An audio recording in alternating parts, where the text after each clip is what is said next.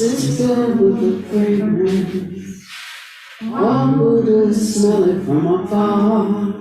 Auspicious clouds gather everywhere. With utmost sincerity, all we pay homage, we offer clouds of incense to the Bodhisattvas and the Mahasattvas.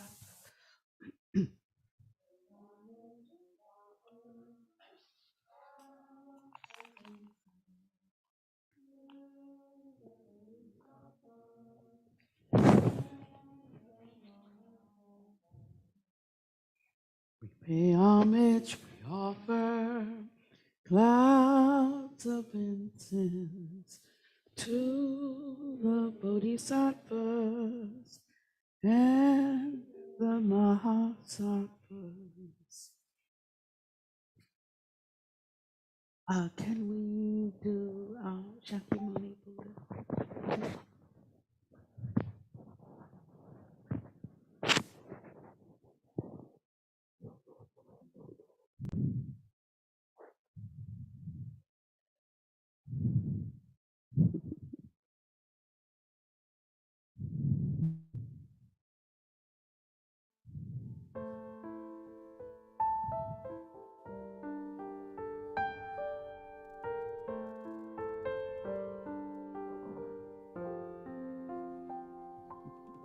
Oh, blessed one, Shakyamuni Buddha, precious treasury of compassion, bestower of supreme inner peace, you who love all beings without exception, are the source of happiness and goodness, and you guide us to the liberating path. Your body is a wish-fulfilling jewel. Your speech is supreme purifying nectar, and your mind is refuge for all living beings. With folded hands I turn to you, supreme, unchanging friend. I request from the depths of my heart, please give me the light of your wisdom to dispel the darkness of my mind and to heal my mental continuum. Please nourish me with your goodness, that I in turn may nourish all beings with an unceasing banquet of delight through your compassionate intention, your blessings and virtuous deeds, and my strong wish to rely upon you.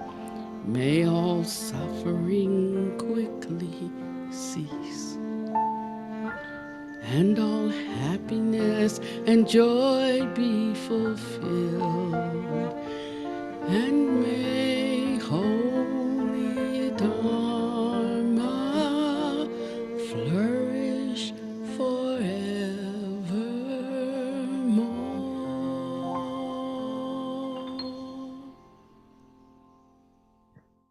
Namo di sanse doji champo. Namo di sanse doji champo. Namo di sanse doji champo. Namo di sanse doji champo. Namo di sanse.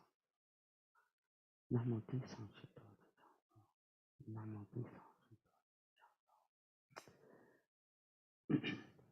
So first, I want to share a bit of news, and I don't know today, but I will begin to lay this out. I will be going into sort of a retreat starting today. The doctor has been by, and Tanya Deepa is completing his transition, and it can be at any time, and they suspect within the next 2 weeks. So, you have to take care of what's in front of you, and I want to give myself that time to tend to Panyadeepa and support him on this leg of his journey. And part of being in the present moment is tending to what needs tending to today, right now. And sometimes we're so busy future pacing or living in the past. It doesn't have to be regret. It can just be living in the past. But the past is gone. And so the moment slips away, because we're in the past, whether we have regrets or whether we have good memories, and the moment slips away. Or we're in the future, wanting to know what should be done, what can be done, what we will do, but we miss the present moment. And so that could set us up for what? More suffering and more regrets, because when that future becomes the present, we are regretting that we let those last moments slip away because we were future pacing. We were thinking about the future, or we were reminiscing about the past. And so part of our practice is, and it does take practice, is to stay in the present moment. And this is driving me nuts. What is it? Do I have it all wrong? It doesn't stay up, and I keep buy another one. Just buy one that fits my head. Thanks. Is it okay? It normally does. It's just that somebody else puts it on the bigger head. So I'm working on it. Okay, I used to be called Big Head, so that makes me feel pretty good, to tell you the truth, that somebody's head is bigger than mine. I had like magpie fat face, like even when I was real skinny, I had this big fat head. Now the rest of the body has kind of softened that. And so it's very important for us to not be afraid to face the present moment, because the fear that we have, or the sorrow, a lot of what we call sorrow is not really sorrow. It's really fear of being able to handle the present moment. And the more we practice facing and being with whatever is happening in the present moment, the more we find we have the capacity to. What diminishes our capacity to, if we surround ourselves with people who are afraid to face the present moment. What strengthens our capacity to is when we are with people who are committed to living in the present moment. And they lend then a kind of even silent support that enables us to enter into our own great wish for attainment and for a quality that exemplifies what we really hold to be true in our hearts. And it brings you to the point where you can come to know what you really do hold as true. the thing about death is, I mean, it's a truism. We'll miss people who are that we love who are gone. I mean, you can't miss what you never had. So while there is a certain sense of compassion we have towards people in the world dying, and every second, thousands upon thousands of people are breathing their last breath, but we don't know them personally. But when you know someone personally, then of course, as a living being uh, who has a consciousness, it is um, when I say it is ordinary, it is just, I mean, it's just natural to have certain feelings for them. Um, and so in that sense, there is the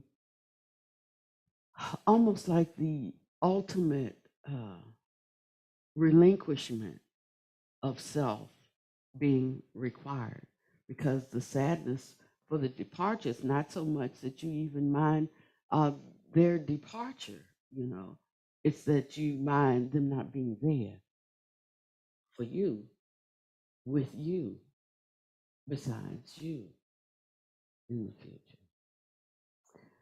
There is something so special and unique about living beings. You can put two rocks against each other, and you can move the rocks far apart. And as far as I could tell, I could be wrong about this. I'll let you know. Um, there is no love lost. But if you have two people, and the closer they are together, when they move, the energetic bond creates a stretching, a tearing. When they talk about marriage and the two become one flesh, and that's why it's so egregious to uh, interfere in a relationship between people. It's one of the precepts about not interfering in the relationship between two people, because there is a kind of unified experience that they have, uh, that when there comes a time of separation, it is almost like you're being torn from yourself. So there's no way out of this except to give up yourself. And in giving up yourself, that's the way you release your own self from suffering. And then that just leaves the facts, ma'am, just the facts. That just leaves the facts. And he talked about in this life, the marks of this life is a birth, what else? Aging, sickness, and death. Yeah.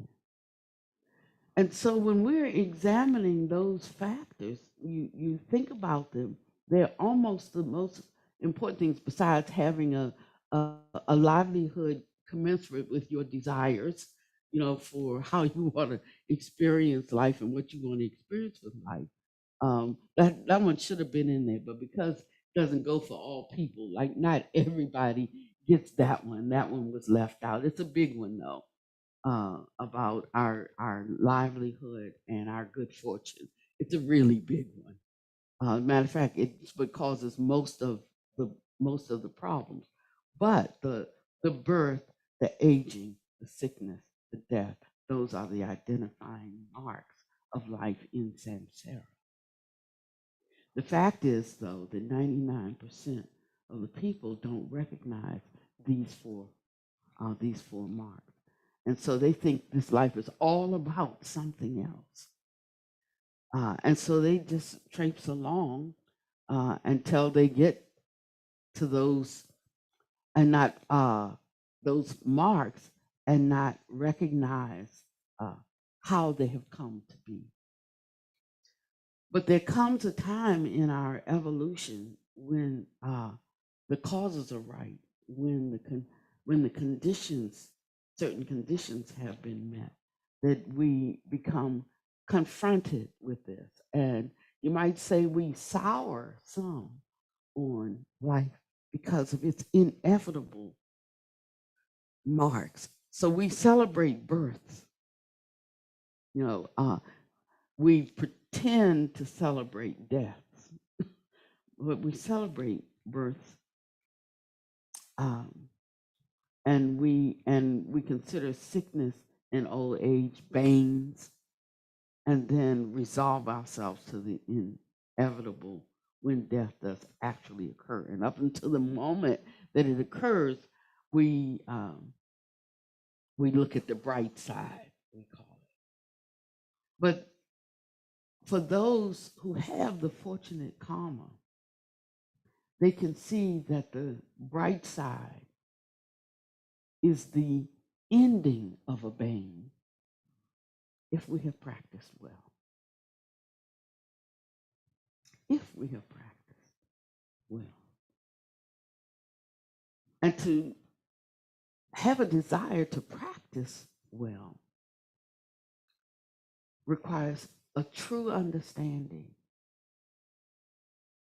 of the principles of nature. I could even say the principles of the universe, because of course it is our nature as human beings, as this classification and category of being with this level of realization. It is our nature to die.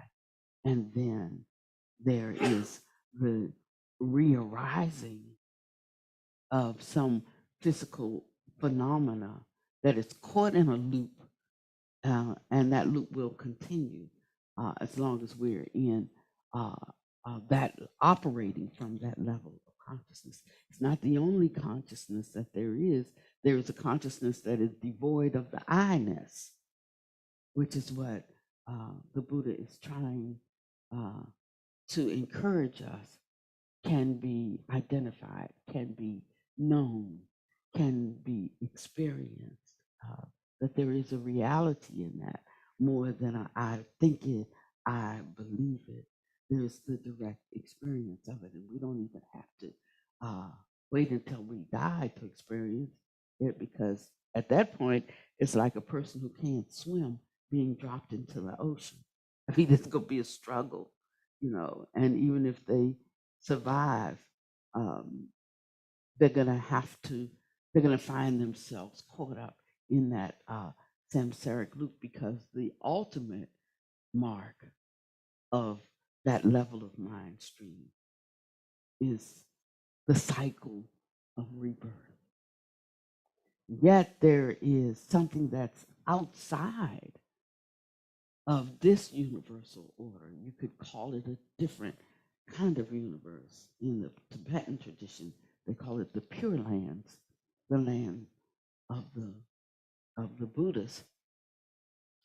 And that's a whole different category of being. That's why when they would ask the Buddha, when he died, they'd say, does the Tathagata, does he live or not live? Is he, no matter what question they answered, he'd say, that does not apply.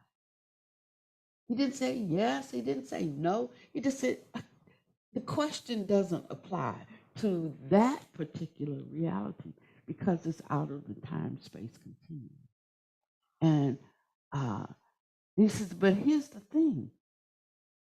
Even if I told you, you wouldn't know, because you can only know from your position of reality. I won't say your space of reality, but from where you're looking and the apparatus through which you look and see and know and even experience things.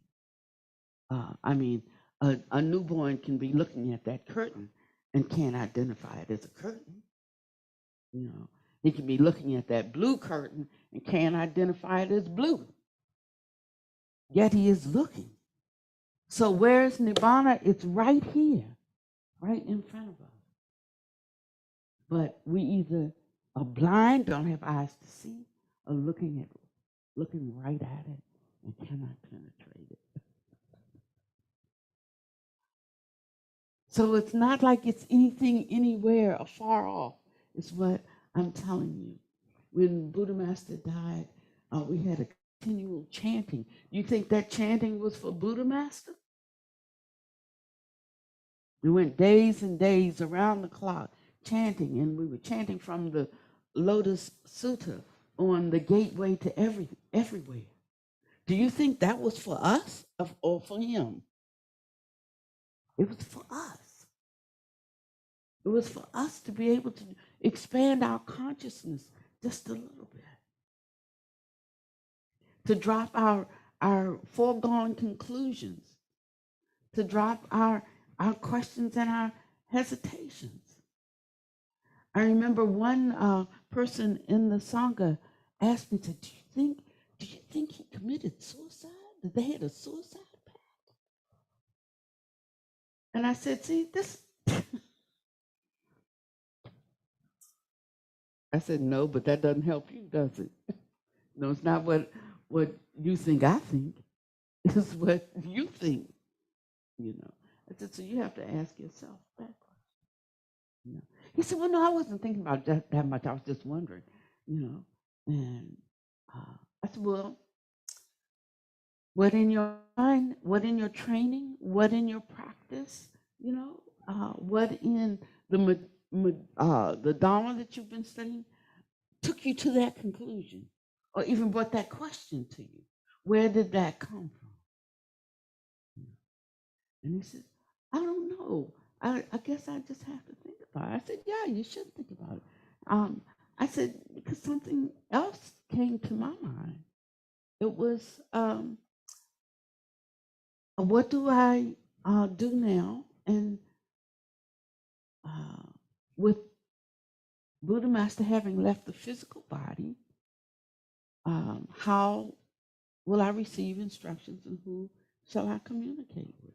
You know? I said, and I sat with that question. Not did he commit suicide, which I can't say the answer is no, but I say the answer is no.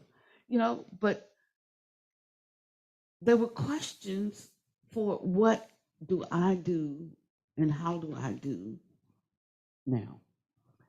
And that night, Buddha Master appeared to me and said, Gone? Gone where?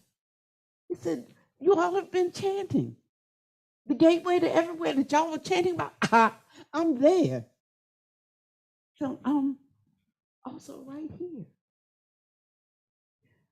There's a different way of communicating, but I'm right here. Now, I'm not saying that that's where Panyadeepa will be, because I'm not saying that Panyadeepa is a Buddha. I'm not saying that, but what I will say is that at the time of death, it is said by the great ones who have reincarnated that you are confronted is not the right word, but that you meet or there's a time of the dissolution into, don't get confused by this when I say the ultimate self, who or what you really are, because that's not a being, that's not a person, you know, but with the, you fall back into the vastness of the universes and you become that for a minute. And if one has an orientation to that, then that's what one picks up in the mind stream, you know. So when I'm sprinting towards the finish line, you know, just think polo, is it called what? Pole vaulting stick. That's what I want you to think about me. Think about pole vaulting stick, because I'm going to be running and I want to stick that pole into the dirt of life, and I want to vault over to the other shore.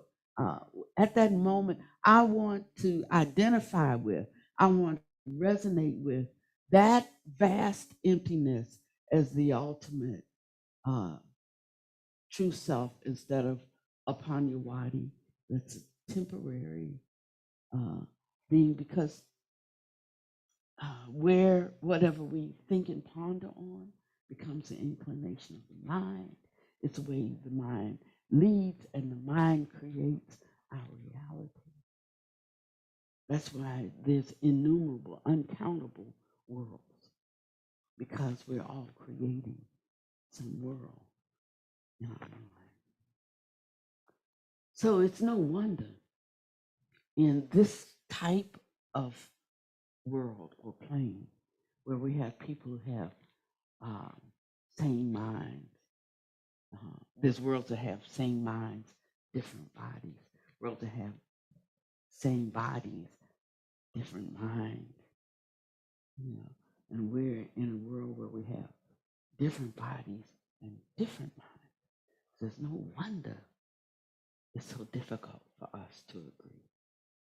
How could it be any other way? So if we're looking to be on a plane where we are all really of one mind, we talk about this universal consciousness, but we just talked about this earth, this worldly consciousness. It's going to be impossible. If you're even working towards that, it's a lost cause. You might as well give it up. It sounds good, you know, but it's not a truism, because we're going to have different minds and different bodies in this world. But if we can offer to this world our highest and our best, recognizing that we are in a prison called life, and that the only way of escape is to renounce the apparitions that we concretize here with our thoughts, then there'll be no way for us to have an escape. But because there is another reality, there is a way of escape. One has to want that and be looking for that. You can't do it before it's time, you know, because it's like all roads lead to Rome. It's just where you are on the map, where you are on the road. It's not one that somebody can lead you into, because in the final analysis, we are our own light. We follow our own roadmap. We really are our own guide. So it's only when I position myself on that road can I look for markers along that path that give me some guidance. So that's my choice, 100% my choice. And so until I come to that place in my life that I am treading that path myself, there's nothing anybody else can do for me. I can't put anybody on that path. I can't keep anybody on that path. The only thing I can do actually is be a beacon of light so that they can see their way on that path. And for that, I have to be securely on it myself. And what goes for me goes for everybody. So I think sometimes we have a false notion of what path is and how we walk the path. And that we have a dependence, false dependence on others. And a false dependence upon the written testimony of others. Just reading about your truth does not make it mine. Just embracing and believing your story does not make it my story. It's only my truth. It's only my story. And I'm actually walking it out. And so this is not as exciting as, the mind likes a certain kind of stimulation. It likes It likes to be learning things because that's what the mind does. You know, it learns things. It conceptualizes. It creates constructs and and then and fills in the dots and colors the spaces and creates a reality. It's marvelous, marvelous instrument. Uh, but that's just one level of mind that we are acquainted with. In the ultimate sense, before you get to the ultimate sense, it's not the one that creates so much as uh, that out of which everything is created. That's a different level, a higher level of mind, consciousness. It's difficult finding a word for it the closer you get to the ultimate, because words are made up by people, and most of them made up by people who have no true spiritual realization. So our whole world is based on a secular, non-knowing factor, you know,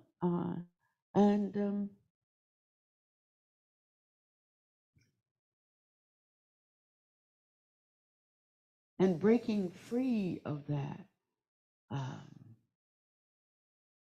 is not easy.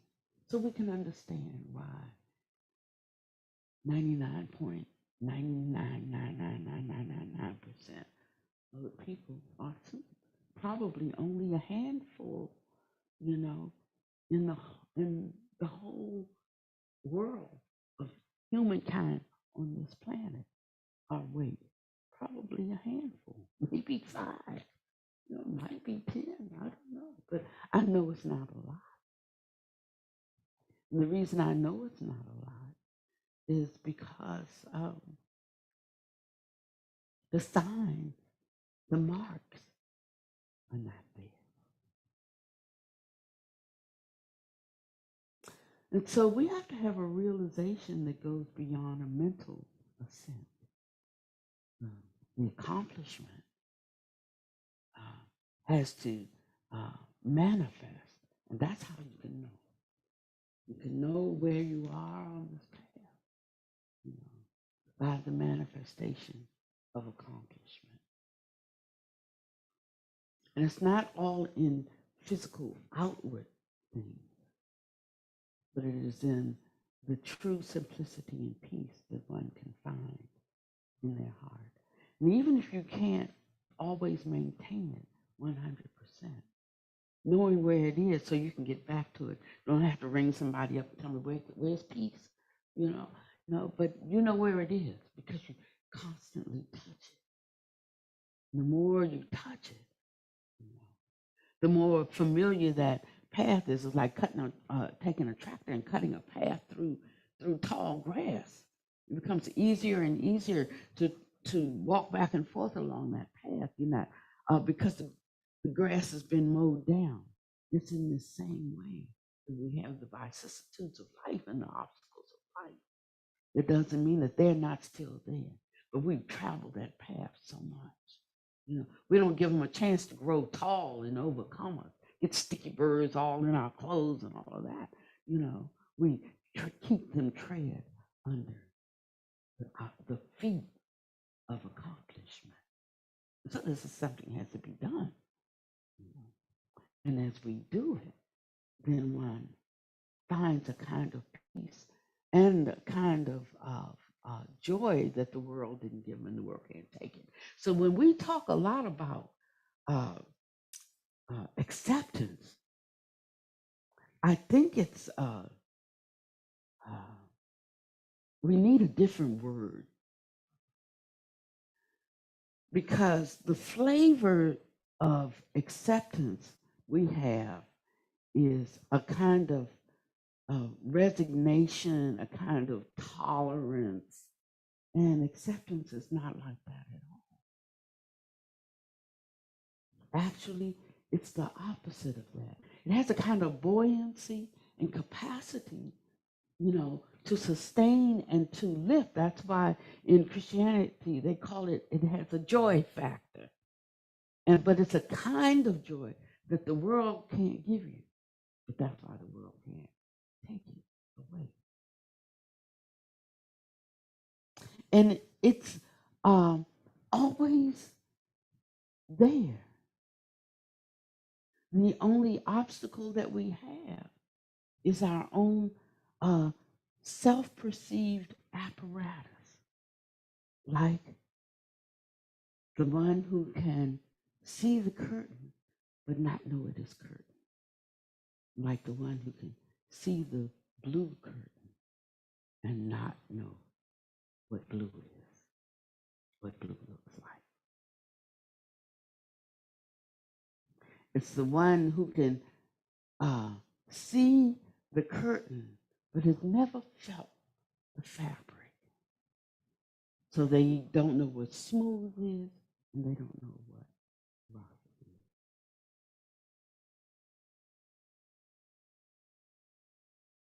So there's nothing wrong with what is. It has to do with how faulty or how clean our view is. So it's wonderful to know and a comfort to know that enlightenment is not a far off thing. That shore that we cross is right here in our own mind, in our own heart. And it's actually leaving this fabricated notion of individuality in all of its flavors and all of its components. You think about what you think about in the course of the day, whether it's a long haul or a short distance, that road always leads back, always leads back. When it starts to not lead back to the self because of renunciation, seeing the futility of propping that self up, some people almost go crazy. You know, they say that the mental wards are full of spiritual people because either there was like a psychotic break, because the transition was too quick. It's like having Panya Deepa has a wound. Not so many Dharma lessons I'm getting right now, but he has like a wound, sort of like a bed sore, as thin as so paper thin, and laying on it like that. So the nurse put a kind of patch on it that cushions it, and I kept asking her about it because the patch has a kind of sticky feel, you know, to it. And that's how the patch stays on. The whole patch is sticky, not just around the edges, the whole patch. But that's the gel that's supposed to do something. And so when I went to change the patch, well, it's kind of sticky, so you know what it's stuck to. It's stuck to that skin that's breaking down. And I really had to work, but I had to get it off, you know, and I was putting gel on it, Vaseline, everything to try to just help unstick it. And finally, I got it off. And I, sprayed it with an antibacterial spray. I fan it, and then I propped the foot up, and I just let it air dry, and I left it. I said, just leave it like that. Lo and behold, while I'm gone, a home care worker comes and wraps the thing up and puts one of those things right back on there. And so we had to take it off again. But you see, that was my own mind that said, "Don't put that back on." I don't have a degree in nursing. I don't, but I do know sticky doesn't go good with an open wound. I know that much, And so there's some, in the same way, there's some wisdoms you will garner along the way of the path. You may not know something now, but the path has its own gems and jewels that you gather along the way. It's like walking on a dusty road. With every step you take, yes, you may be coming closer to your goal, but there is something that you get with every step, and that's the dust that rises up and settles on your shoe. In the same way, when we are scales begin to drop from our eyes, when there is a certain level of renunciation and clarity or wisdom and compassion, uh, become clear to us. So we know how to do and we know what to do. So when you find yourself in a situation where everything is not clear, or when things have shifted due to cause and condition, sometimes you have to pause. That's where patience comes in. And you have to just allow the dust to settle. And then you know how to continue stepping. So it's okay if we stop and rest for a while here and there. It's when we have such of a drive to achieve, which is different in my own understanding from accomplishing. Because that achievement is tied very much to the self. An accomplishment is more of a fulfillment, a coming to completion, the end of something. So a lot of times on our spiritual journey, we are anxious to achieve something because we think we have to achieve. But if we would understand that everything is already there. I won't even say, but it's obscured. I'll say it's already there. But yet, we have just not had the fullness of capacity through our thought, speech, and action, to realize it. The more we rest in the notion that it's already there, that rest allows us to perform certain actions that bring us closer to our goal. It becomes a natural response. Not so much a learned response, but it becomes a natural unfoldment, a natural response. And we become less tethered to this one that we call I. And there becomes more of a unification with reality as it is. And that's where the peace is found. Anytime we forget by our continually leaning in to it, we can quickly get back on the path. And in these ways, day by day, we find a great joy in being alive, even being here in Samsara.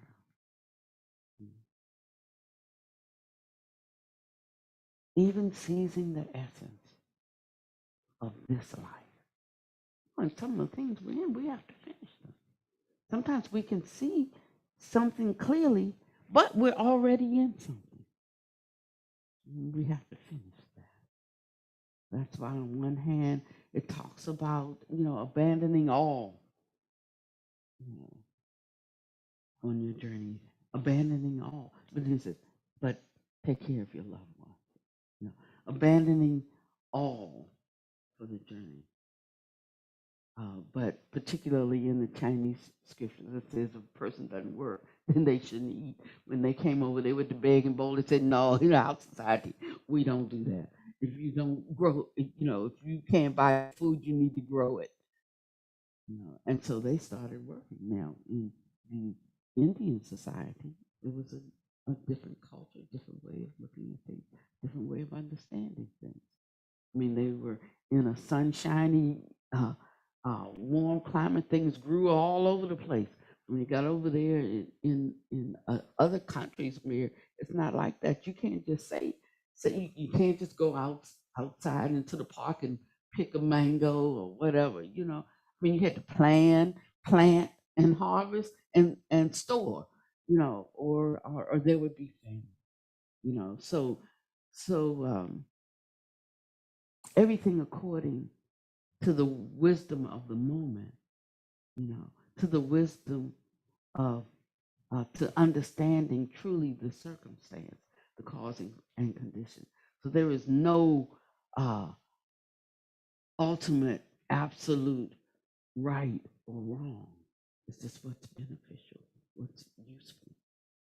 And if we start understanding the Dharma in that way, that's why, and then you start losing distinction. So uh, we very rarely talk about an evil view in Theravada, but in Mahayana and Vajrayana, that's all they talk about is evil. They follow, what is that sutta? Two kinds of thought. I forget the number in the Majjhima Nikaya. It's so uh, wonderfully stated there, but like you can just divide your thoughts, and we like to think that the more astute we become, the more we can slice and dice and see all the different possibilities. But Buddha said, no, roll that all back in and just divide it into useful and not useful, beneficial and not beneficial, helpful and not helpful. And then you won't get caught up in the I thought I was right. He said, keep looking at it until you can put it in one category or the other. And after you put it in that category, go back and look and see, did I place it in the right category? And then the more you do that, it'll cut out all the shades of gray for you. I've needed a lot of work on that, and I still do, because I could slice and dice things. I could 8 different ways you can look at this. It's like the wisdom is roll that all into one. Is it useful or not? Beneficial or not? Helpful or not? Kind? But just until you're just going that way, it doesn't take you that long uh, to come up with what you should do, how you should carry yourself, how you should guide the motion or the movement of something towards a helpful resolve. And so this should be continually in our mind. And when we're doing that, it's not just a helpful resolve for ourselves, but in our practice, it's considering others as oneself. So what are you going to do with that? So I was speaking with someone, and I was saying I have a bit of regret that Panyadeepa and I weren't studying the same things, because we sort of entered different doorways. And he was more of a dry insight person. Maybe that's like lifetimes of wisdom. And I'm more hanging out with the holy beings and a more of a devotional kind. And that's what cultivates my heart, and um, a deep insight is what motivates his heart. And yet I can't say that I was more compassionate or am more compassionate than he is. He shows an enormous amount of compassion, maybe even more than me, because he just allows people to be whoever or whatever they think they need to be. At this time, when you come into his presence, he has no requirements upon you at all. He has some for himself, and he will live with that, but he will let you do you as long as you don't try to cross off over into his territory. He takes control of his spot, but he will let you do you. And that takes a great amount of compassion, to not judge people according to your own standard. So perhaps he has greater compassion, although he may not be one who goes out and he does this and does that and does the other. If you find your way to his door, you will find a true friend. You know, and so, but we tend to judge things from our own side, how we see it showing up, and that just depends on which part of the elephant that we're touching. And that's why we can benefit from holding uh, a good thought about every person, even the one who we disagree with, you know, because there's some part there that perhaps we could benefit from if we could see it. So when we met, he said, "I want to have, the kind of compassion that you have." I had more compassion when I was younger and had more energy. When your energy starts getting, when your tank starts to run on empty, you have less to give out. But I gave it when I had it, and that I know.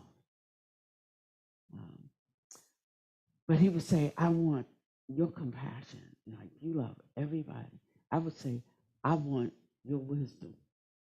Um, and so we decided that we would go on an investigation of spiritual things together to see, uh, and we would share our different sides of it, you know. But somewhere along the line, we sort of merged into a stream, and it wasn't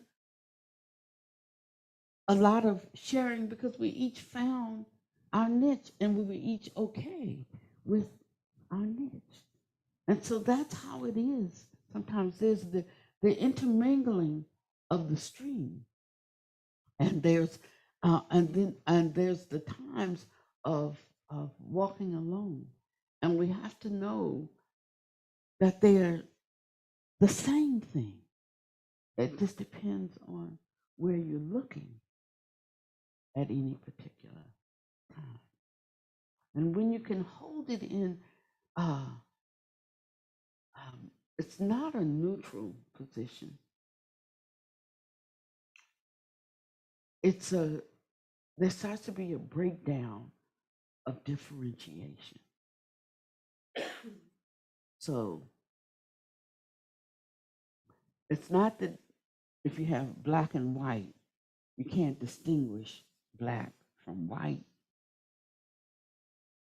But when you have black and white, it's just black and white.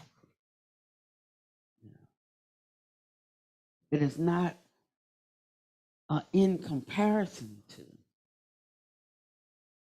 It's just that's this and that's this. So sometimes we think that when we talk about uh, losing our differentiation or there being no differentiation, it's a elementary understanding. We try to just erase it and make everything equal, but everything is equal. Everything is not the same. There is some distinction of things, only for the benefit of usefulness.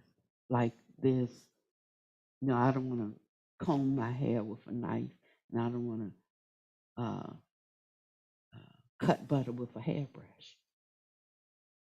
So there is differentiation, but one has, no more value or permanence as a standard than any other thing. And that's when one is on the right trajectory towards freedom, towards liberation. I can't explain it to you today the way I am experiencing it.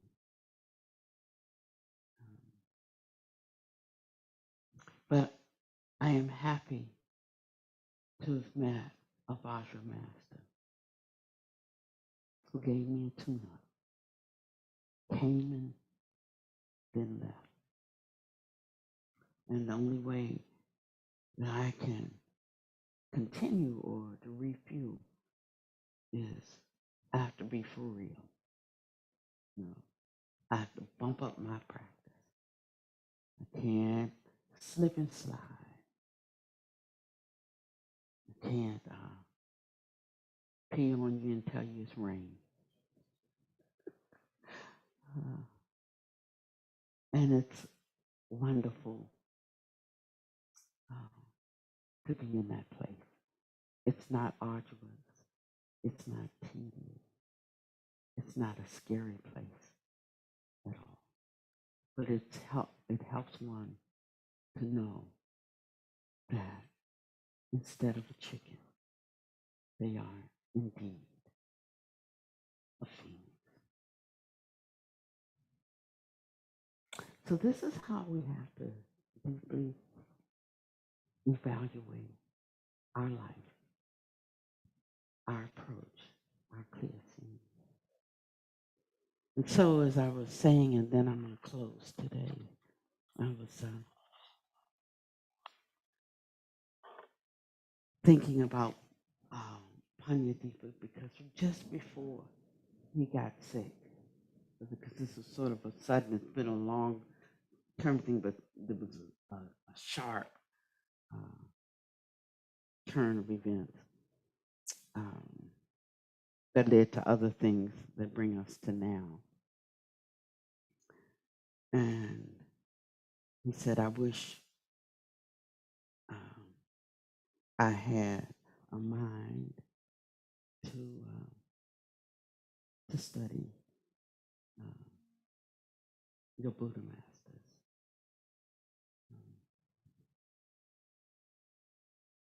Discourses and learn the practices, you know. And I do too.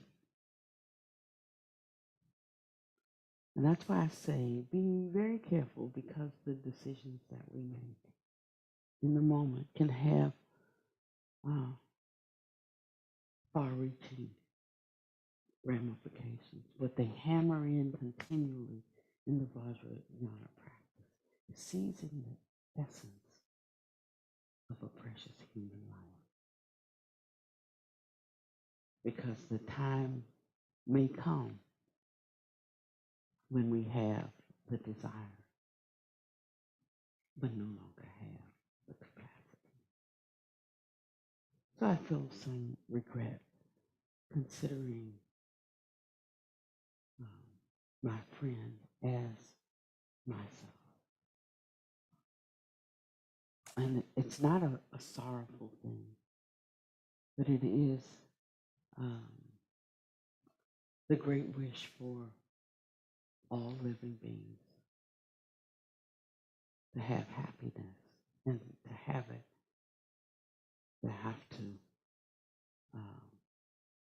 produce the causes of happiness. I have many regrets in my life, and as they surface one by one, I try to tick it off the regret list by doing whatever I can do now, because tomorrow's not promised, neither is 5 minutes from now. Some people tell me I have more than 9 lives, because like anybody else would have been dead, Paniwadi, but I'm just thankful for my friends in high places that support and give me a chance because of my great wish to make one more thing right.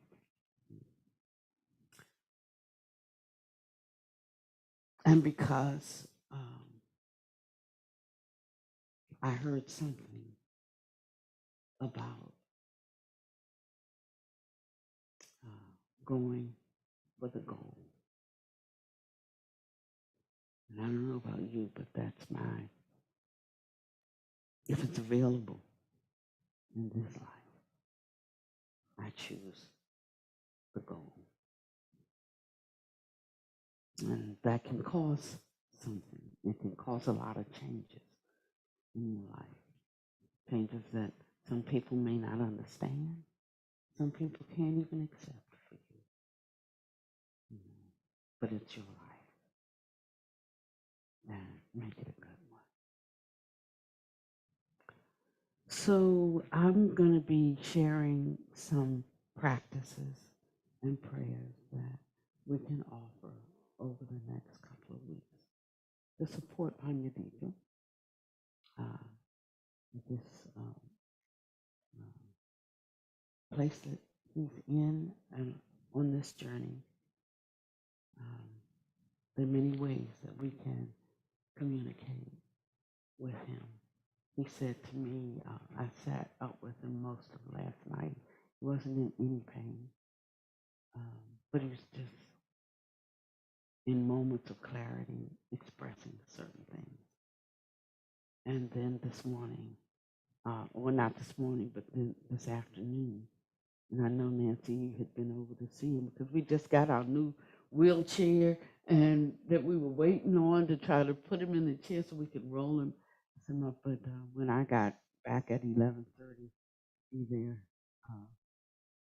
10:11 with the medical staff, he said, I don't feel like opening my eyes anymore. He said, but it's better in here, you know. And so I respect that and I honor that with him. And we started the morphine today, just to take the stress off the physical body, so that, you know, it's tricky trying to find the right dosage because I want him to be able to process what he's processing. So not so much for the mind, but morphine affects the body and the mind, you know, so trying to give it the right dose that it gives relief to the body so that he can work his process mentally, you know. And you know, we'll see how that goes. Thank you so much for coming today. May you be well, happy, and peaceful. May no harm come to you, no danger. May you always be able to meet the inevitable difficulties of life. And as I said, I would like to be able to spend the next couple of weeks, if you know, if it's that long, being present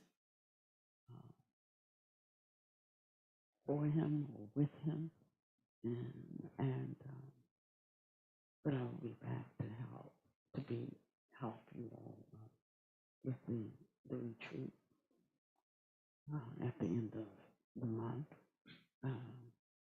So what I'm going to do today is I'm going to start moving all of the medical equipment out of his room.